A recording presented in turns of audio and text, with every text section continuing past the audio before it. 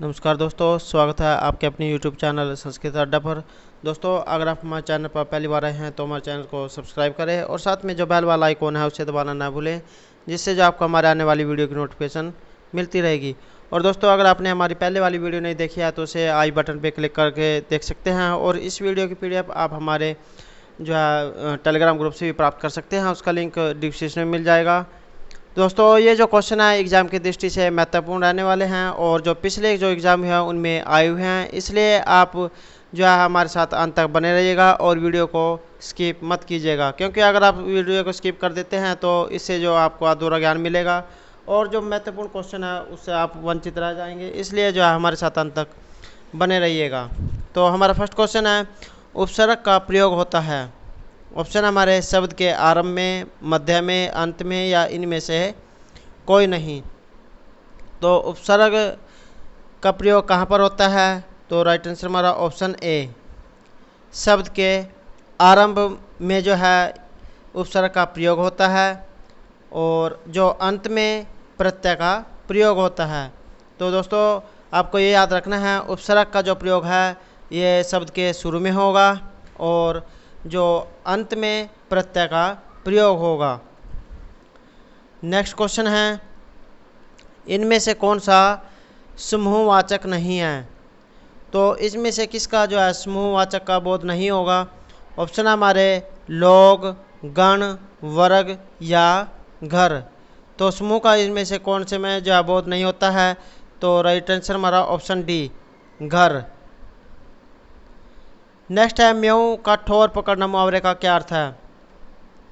तो म्यों का जो ठोर पकड़ना मुहावरे का अर्थ है, ऑप्शन हमारे खतरे में पड़ना, बोलने न देना, आधारहीन रहना या खेद प्रकट करना।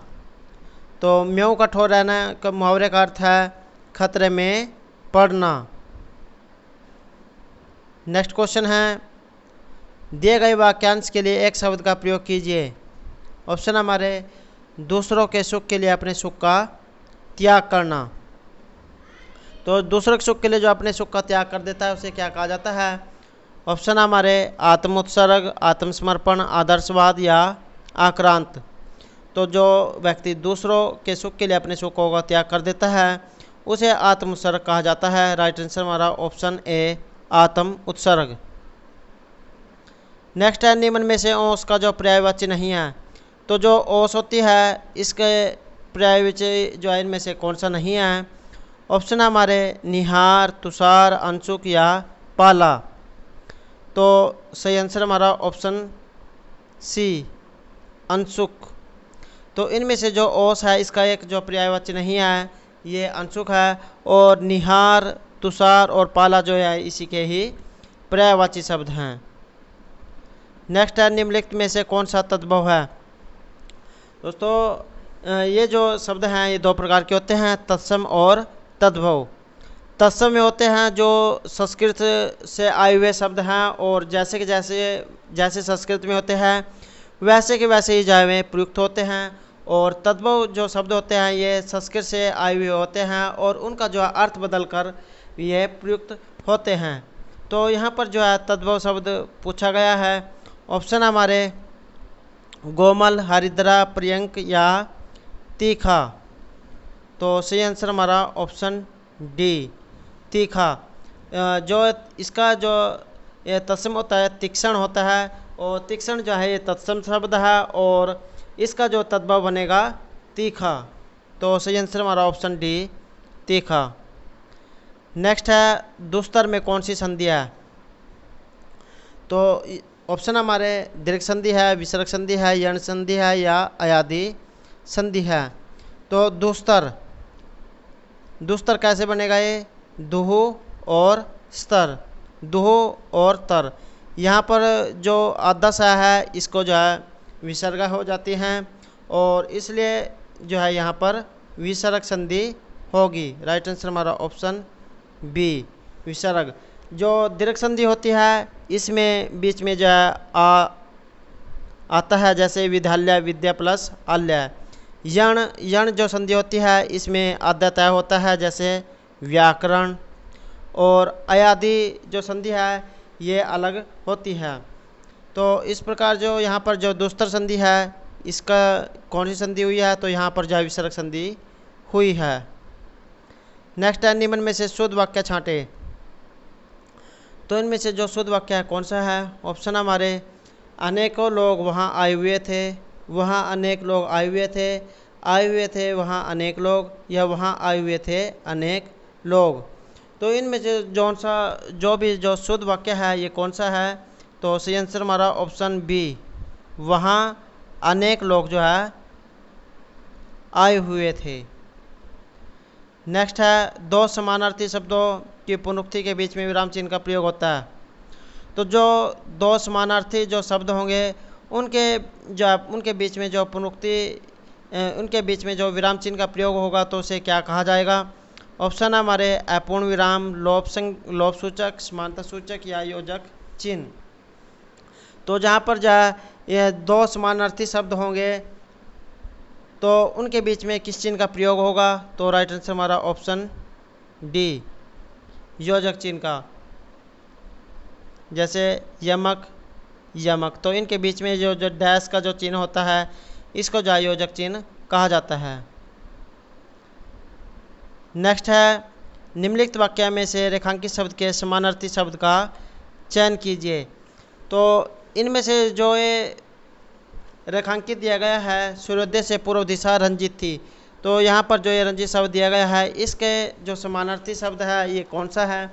ऑप्शन हमारे सुशोभित, लालिमायुक्त, आलोकित या मंडित। तो रंजित का जो ये समानार्थी शब्द है ये होगा आलोकित। राइट आंसर हमारा ऑप्शन सी, आलोकित। दोस्तों अगर आपको जो हमारे क्वेश्चन अच्छे लगते हैं तो लाइक ज़रूर कीजिएगा और कमेंट बॉक्स में लिखिएगा कि आपको हमारे क्वेश्चन कैसे लगे हैं। और अगर आपने अभी तक हमारे चैनल को सब्सक्राइब नहीं किया तो सब्सक्राइब कर लें और ज़्यादा से ज़्यादा ग्रुपों में शेयर करें। तो क्वेश्चन हमारा षडानन शब्द का जो समास विग्रह है कौन सा है? ऑप्शन हमारे 6 हैं आनन, जिसके 6 आनन का समाहार, 6 आनन या इनमें से कोई नहीं। तो षडानन शब्द का जो समास विग्रह कौन सा होगा? तो राइट आंसर हमारा ऑप्शन ए, 6 आनन है जिसके, अर्थात ऐसा कोई व्यक्ति जिसके 6 मुख हैं। तो यहाँ पर जो है बहुब्रीहि समास होगा। नेक्स्ट है निम्न वाक्य में से निश्चयवाचक वाक्य का चयन कीजिए। तो ये जो वाक्य दिए गए हैं इनमें से निश्चयवाचक वाक्य कौन सा है? ऑप्शन है हमारे वह कहाँ चला गया, कृपया दरवाज़ा खोलिए, मैंने सब काम कर लिया है, उसे एक तार दिया जाए। तो इसमें जो निश्चयवाचक वाक्य कौन सा है? तो निश्चयवाचक होता है जहाँ पर किसी वस्तु का निश्चय प्रकट हो। तो यहाँ पर जो है मैंने सब काम कर लिया है, तो यहाँ पर जो है निश्चय प्रकट कर रहा है कि मैंने जो अपना सब काम जो है निपटा लिया है, काम को पूरा कर लिया है। तो इस बात को जो है निश्चय कर रहा है। तो इस प्रकार से जो है हमारा राइट आंसर है ऑप्शन सी, मैंने सब काम कर लिया है। नेक्स्ट है मैं अपनी कक्षा में बहुभाषिकता को महत्व देती हूँ, इसलिए मैं अपनी कक्षा में जो बहुभाषिकता को महत्व देती हूँ इसलिए इसमें ऑप्शन हमारे भिन्न भिन्न भाषाओं की पुस्तक का आदर करती हूँ, बच्चों की कई भाषाओं की कविताओं को ज्ञान करवाती हूँ, श्यामपट में या हिंदी भाषा के शब्दों के अर्थ 2 भाषाओं में अवश्य लिखती हूँ, या सभी बच्चों को अपनी मातृभाषा में कहने सुनने की आज़ादी देती हूँ। अगर जो कक्षा में बहुभाषिकता वाले छात्र होंगे, अलग अलग संस्कृति के और भाषा के जो छात्र होंगे, तो इस प्रकार से जो कक्षा में जो अलग होगा, तो शिक्षिका के लिए इसमें क्या महत्वपूर्ण होगा? तो राइट आंसर हमारा ऑप्शन डी, सभी बच्चों को जो अपनी मातृभाषा में कहने और सुनने की आज़ादी देती हूँ। नेक्स्ट क्वेश्चन है उच्च प्राथमिक स्तर पर परिचित कराने की जो प्रक्रिया है इस पर बल दिया जाता है। तो किस प्रक्रिया पर जो है बल दिया जाता है? ऑप्शन हमारे साहित्यिक विधाओं से, पठन प्रक्रिया से, लेखन प्रक्रिया से, अलंकार व छंद से। तो जो उच्च प्राथमिक जो कक्षा होती है, स्तर होता है, यहाँ पर जो है परिचित कराने की जो प्रक्रिया है इस पर किस पर बल दिया जाएगा? तो सही आंसर हमारा ऑप्शन ए, साहित्यिक विधाओं से। नेक्स्ट है उच्च प्राथमिक स्तर पर व्याकरण सिखाने की किस विधि को आप सबसे अधिक या उत्तम मानते हैं? तो जो उच्च प्राथमिक जो स्तर होता है इस पर जो व्याकरण सिखाई जाती है, तो कौन सा स्तर इसके लिए जो सही रहता है? ऑप्शन हमारे अनुवाद विधि, आगमन विधि, निगमन विधि या पाठ्य पुस्तक विधि। तो जो प्राथमिक स्तर है उसके लिए जो है आगमन विधि का प्रयोग किया जाता है, और जो निम्न स्तर विधि होती है उसके लिए निगमन विधि का प्रयोग किया जाता है। तो उच्च जो प्राथमिक स्तर है इसके लिए आगमन विधि का प्रयोग होता है। नेक्स्ट क्वेश्चन है, उच्च प्राथमिक स्तर पर भाषा शिक्षण का उद्देश्य कौन सा नहीं है? तो उच्च प्राथमिक स्तर पर भाषा शिक्षण का उद्देश्य कौन सा नहीं है? ऑप्शन हमारे विभिन्न साहित्यिक विधाओं की समझ का विकास करना, निजी अनुभव के आधार पर भाषा का सृजनशील प्रयोग करना, भाषा के व्याकरणिक बिंदुओं की परिभाषाओं को जानना, या भाषा की बारीकी और सौंदर्य बोध को समझने की क्षमता का विकास करना। तो राइट आंसर हमारा ऑप्शन सी, भाषा के व्याकरणिक बिंदुओं की परिभाषाओं को जानना। नेक्स्ट क्वेश्चन है, भाषा के नियमबद्ध प्रकृति को पहचानना और उसका विश्लेषण करना। और उच्च प्राथमिक स्तर पर भाषा शिक्षण का कौन सा उद्देश्य है? तो ऑप्शन हमारे मुख्य उद्देश्य है, उद्देश्य नहीं है, या एकमात्र उद्देश्य है। तो भाषा की जो नियमबद्ध प्रकृति है इसको पहचानना और इसका विश्लेषण करना उच्च प्राथमिक स्तर पर भाषा शिक्षण का एक मुख्य उद्देश्य है। राइट आंसर हमारा ऑप्शन ए, मुख्य उद्देश्य है। नेक्स्ट है, विद्यार्थियों के पढ़ने में रुचि जगाने एवं भाषा ज्ञान में वृद्धि के लिए पाठ्य पुस्तक के अतिरिक्त क्या किया जाना चाहिए? ऑप्शन हमारे पठन सामग्री विकसित की जा सकती है, शिक्षण भ्रमण का अधिक से अधिक आयोजन किया जाना चाहिए, पाठ्यचर्या सहगामी क्रियाओं का अधिक से अधिक आयोजन किया जाना चाहिए, या समाचार पत्र पोस्टर का निर्माण करवाया जाना चाहिए। तो किसका जो है इसमें जो है किया जाना चाहिए? राइट आंसर हमारा ऑप्शन ए, पठन सामग्री विकसित की जा सकती है। नेक्स्ट है, उच्च प्राथमिक स्तर पर बच्चों के जो भाषाई आकलन है इसकी दृष्टि से सबसे महत्वपूर्ण प्रश्न कौन सा है? ऑप्शन हमारे नीलकंठ की नृत्य भंगिका को अपने शब्द चित्र में प्रस्तुत करना, मोरमोनी के नाम जो है किस आधार पर रखे गए हैं, वसंत ऋतु में नीलकंठ के लिए जो जाली घर में बंद रहना असहनीय क्यों हो जाता है, या लेखिका को नीलकंठ की कौन सी चेष्टाएं बहुत भाती थी। तो जो उच्च प्राथमिक स्तर है यहाँ पर बच्चों के जो भाषा आकलन है इसकी दृष्टि से महत्वपूर्ण प्रश्न कौन सा होगा? तो राइट आंसर हमारा ऑप्शन ए, नीलकंठ की नृत्य भंगिका को अपने शब्द चित्र में प्रस्तुत करना।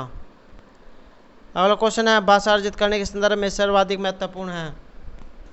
तो भाषा का जो ज्ञान है उसे अर्जित करना, प्राप्त करना, इसके संदर्भ में सबसे अधिक महत्वपूर्ण क्या है?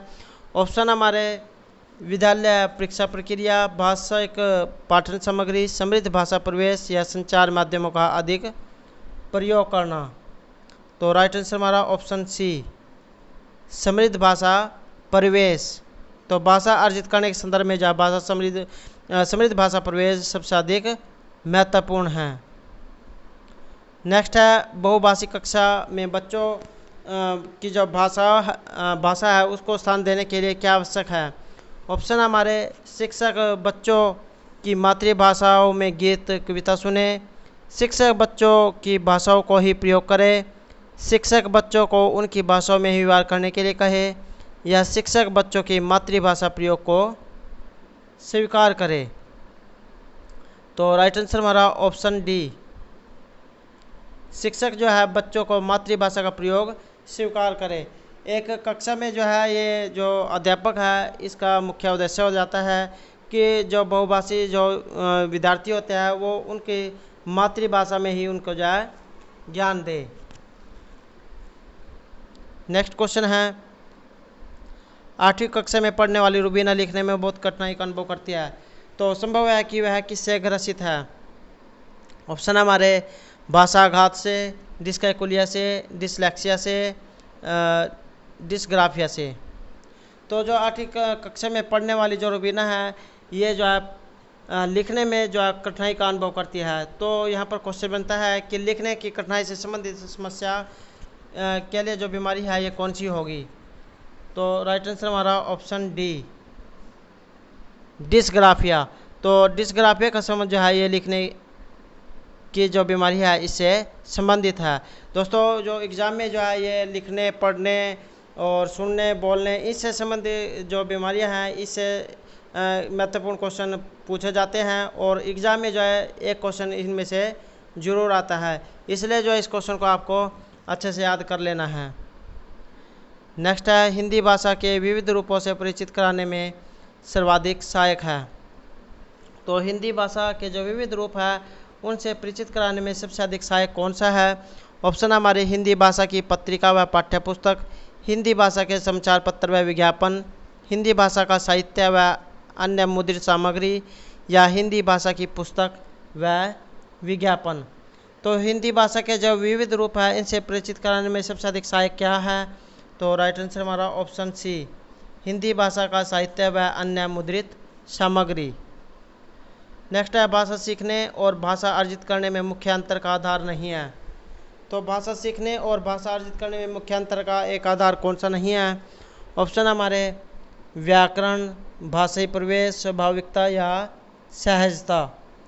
तो भाषा सीखने और भाषा अर्जित करने में मुख्य अंतर का एक आधार कौन सा नहीं है? तो राइट आंसर हमारा ऑप्शन ए, व्याकरण। नेक्स्ट है स्त्री को सौंदर्य का प्रतिमान बना दिया जाना है, उसका बंधन बन जाता है। इस विषय पर कक्षा में चर्चा कीजिए। भाषा की पाठ्य पुस्तक में इस प्रश्न को स्थान देने का क्या औचित्य है? ऑप्शन हमारे भाषा को स्त्री विमर्श से जोड़ना, सौंदर्य प्रतिमान बनाना, स्त्री बंधन की चर्चा करना, या सौंदर्य प्रसाधनों का विरोध करना। तो राइट आंसर हमारा ऑप्शन ए, भाषा को स्त्री विमर्श से जोड़ना। तो दोस्तों ये थे हमारे आज के हिंदी के महत्वपूर्ण प्रश्न। दोस्तों अगर आपको हमारे क्वेश्चन अच्छे लगे तो हमारे चैनल को सब्सक्राइब कीजिएगा और साथ में जो बेल वाला आइकॉन है उसे जरूर दबाएं, जिससे जो आपको हमारे आने वाली वीडियो की नोटिफिकेशन मिलती रहेगी। और दोस्तों हमारे साथ अंत तक बने रहने के लिए धन्यवाद।